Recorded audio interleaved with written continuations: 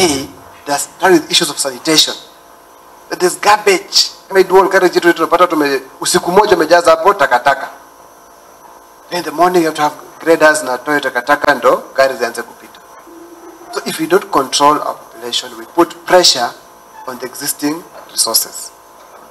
Bungoma County, we have moved from fertility rate of 5.1 to 3.6.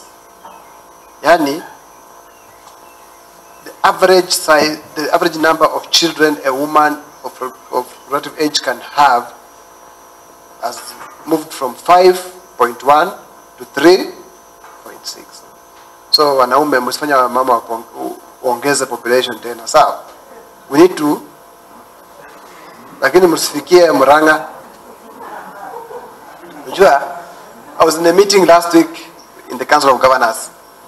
As much as we are advocating for things with maternal and child health, my counterpart from Muranga was looking at me in dismay. Already as a county, we have tried to increase accessibility to healthcare services. We have opened up 33 new dispensaries to offer care to our people within 1 year. We have moved from 114 dispensaries to 147 dispensaries within 1 year. So that no mother can go beyond 5 kilometers without reaching a health facility. Two, we have ensured that the focal point for treatment of our mothers and children should be the health center.